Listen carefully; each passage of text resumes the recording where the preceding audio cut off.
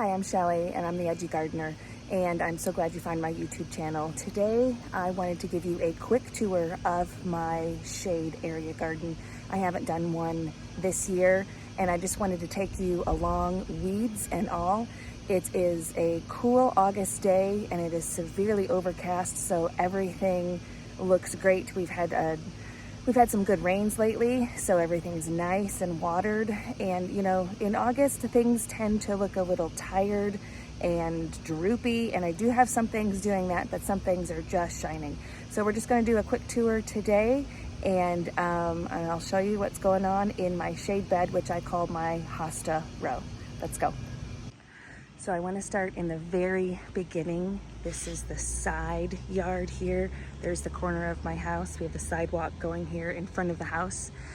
And this bed here, which I wanted to really highlight fall plantings here.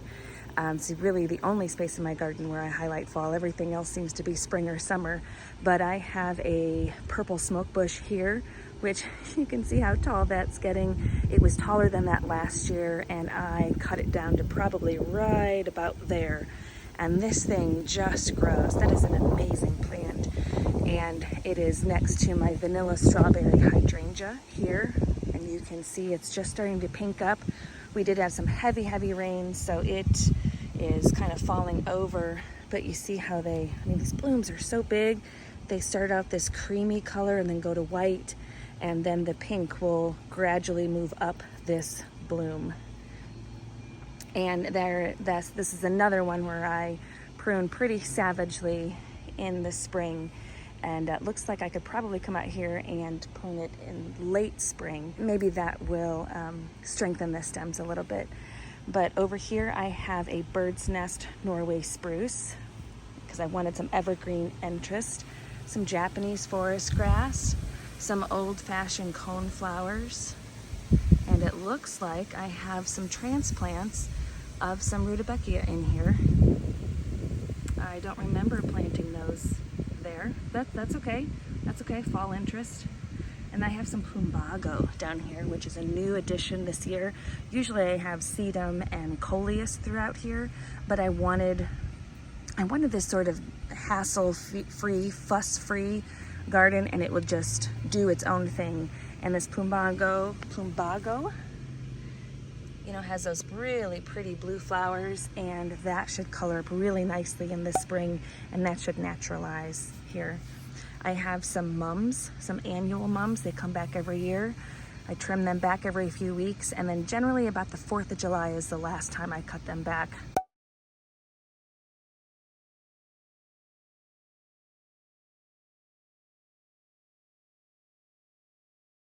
I am working on getting that really pretty mounding shape. I haven't done that yet, so I'm hoping this year is the year. Then this here is my Tiger Eye Sumac, which isn't that lovely. And it's not a perfect shape, but I kind of like it a little wily. They do spread by runners, so I do have to pull some, but they're not that big of a deal. But I wanted to show you if I can find it. They bloom. Maybe I'll find it on the other side. This is the first year I've ever seen them bloom. But you can see how it is a completely different shape from the back side. And I have trimmed it up so I would have room down here. And I can't seem to find any blooms.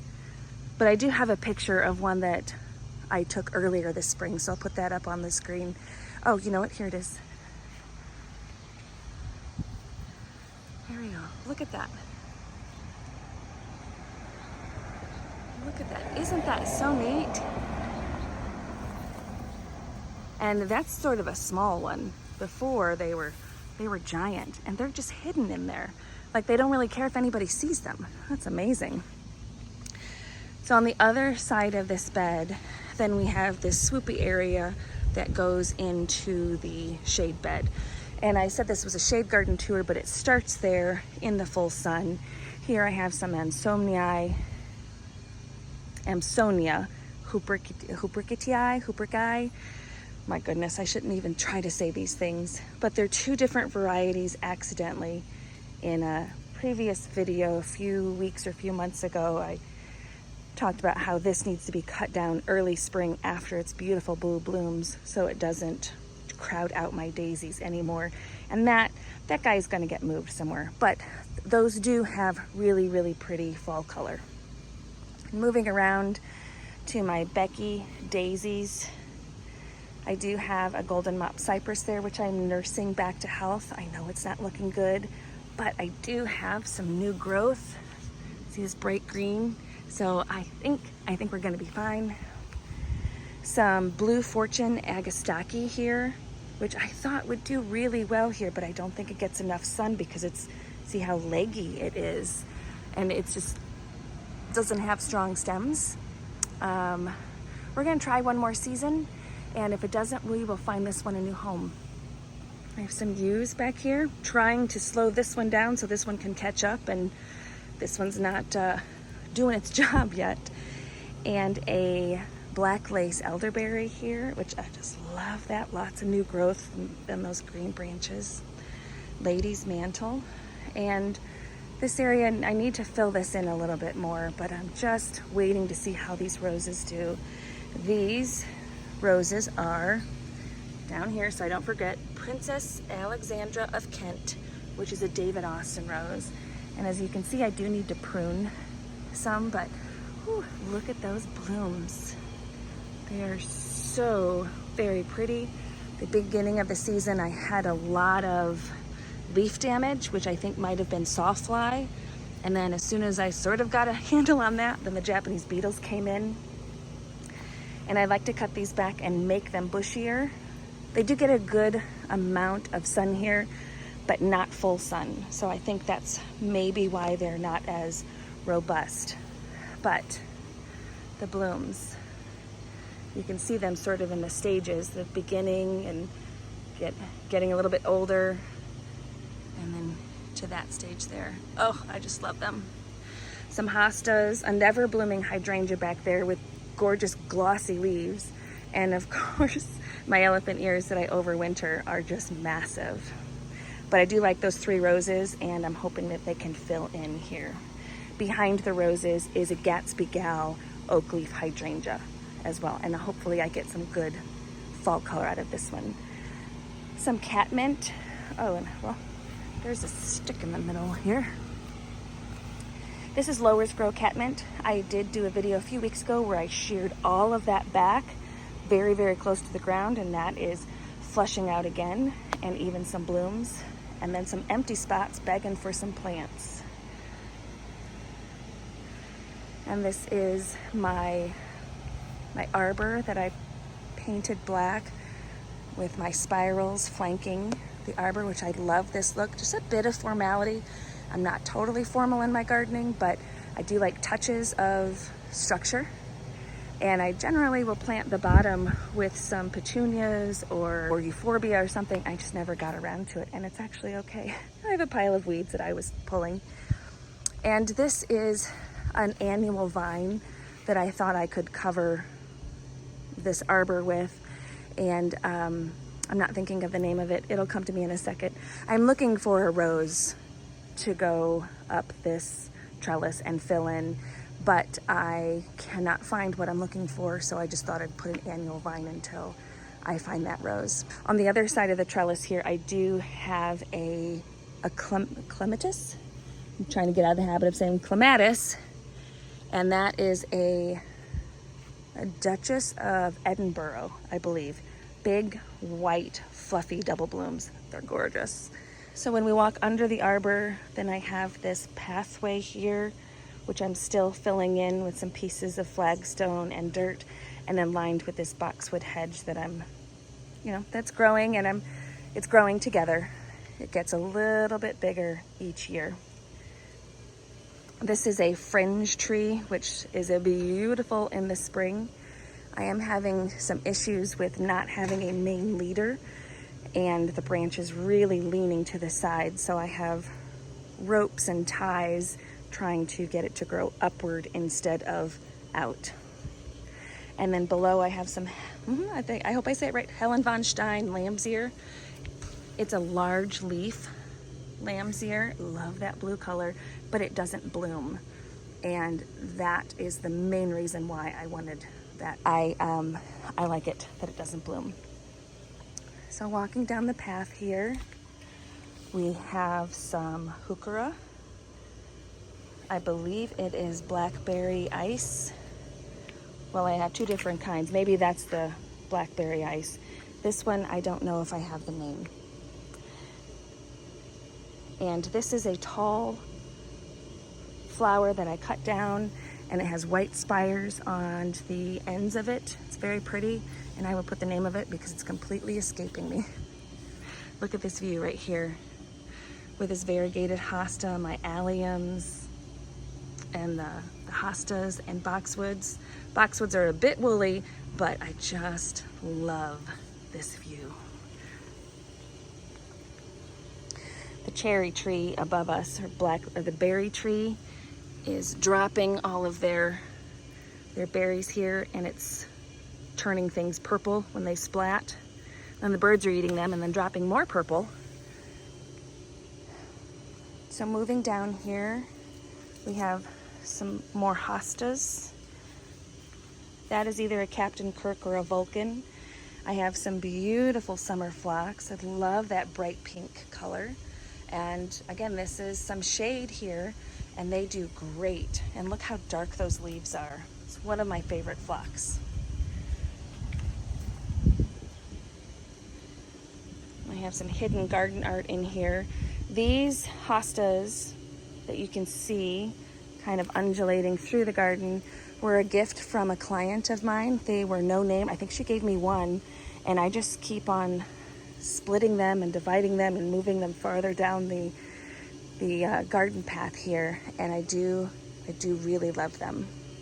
And my Milleniim Alliums are in bloom, looking great. In the back here, I do have a PJM Rhododendron, and my goal was to have 5.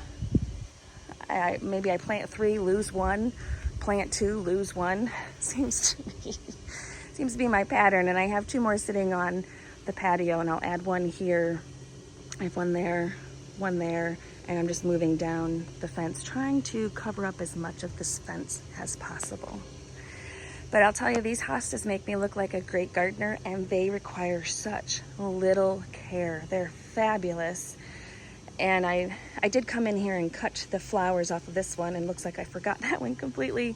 We do get a lot of branches from these trees above, and it's pretty cleaned out now, but before, when it wasn't cleaned out, they would always be dropping sticks and making holes in my hosta, like this example right there. There's a stick, and those holes are not from slugs, which I do battle.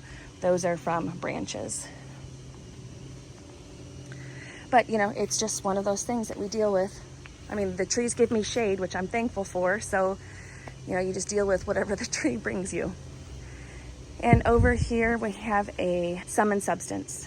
Now these hostas in this area are going to look a little sun-bleached because these trees above us had a major pruning from the city.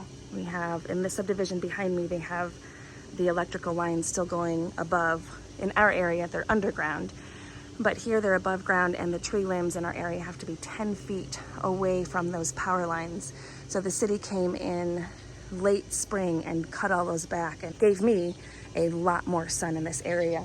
So I think these hostas will adapt. They were just not prepared for it the first year, so you can see some sun damage on this Summon Substance hosta. There's another little rhododendron back there, going to cover up that part of the fence. These are Foamy Bells down here, and so they're a hybrid of a heuchera and a tiarella, and they're supposed to naturalize and grow out. And you know what, they're kind of filling out, but they're not really extending past this border, which I would really like them to. And I have 2 little cans here of just some things I dug up, and I'm waiting to find a new home.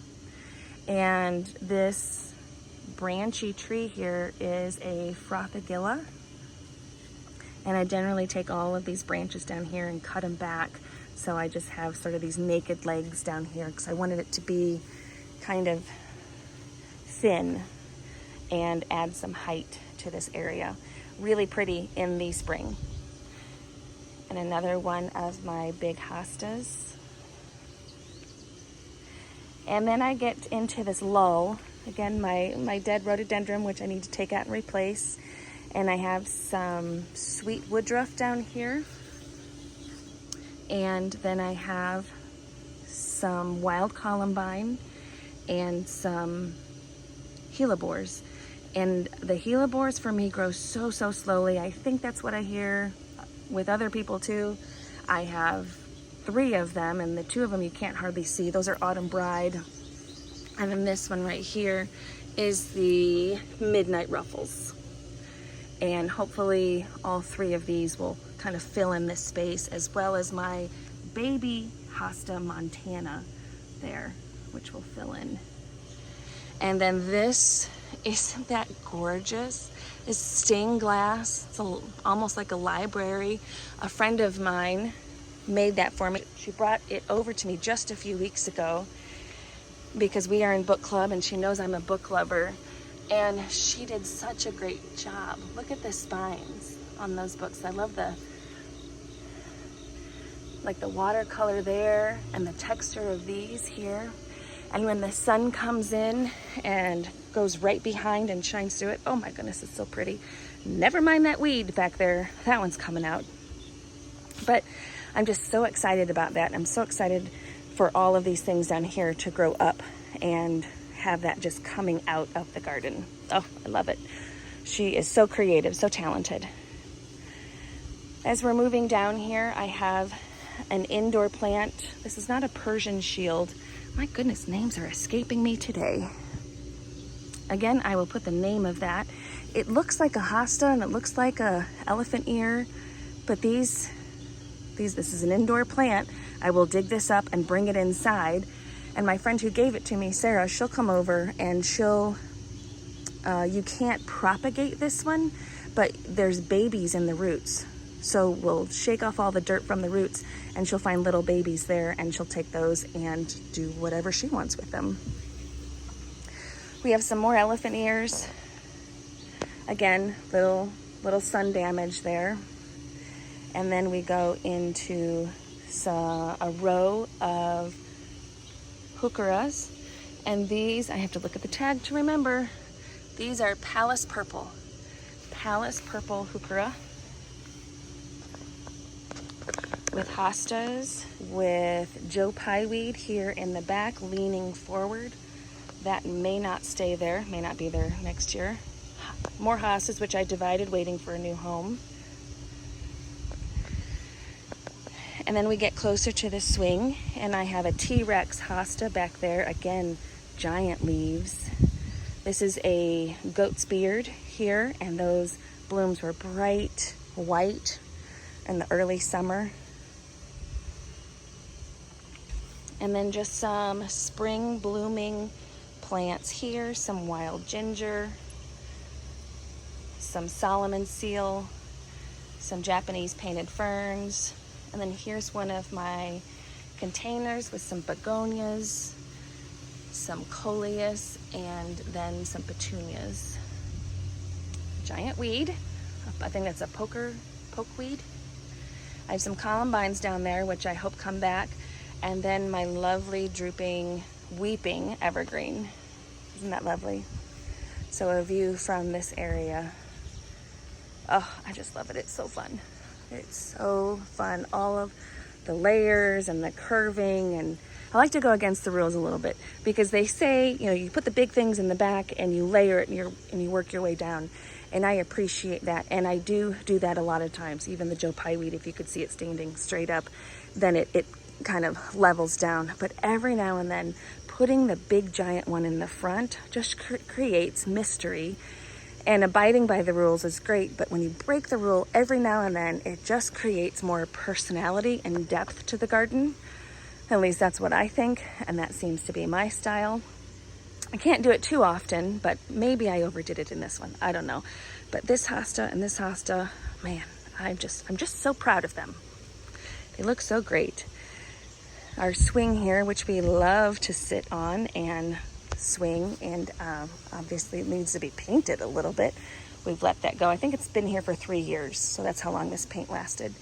And behind the swing, I have the world's slowest growing climbing hydrangea. It has been back here for, I can't even tell you how many years, and it's thickening up, and it's slowly growing, but I don't know, I've half given up on that hydrangea. But let me swing around here and show you what we see from the swing. We see over through the fence and into my backyard and the pool. And these roaming beach balls, I'm telling you, they're like cats in my garden. Everywhere I look, there's a beach ball, and they move around throughout the day. It feels like somebody's playing a trick on me to find the beach ball, but the wind just takes them wherever they want to go. So this part of my yard. This is my neighbor's fence, and then the people behind us. And this is an easement that goes back into a culvert.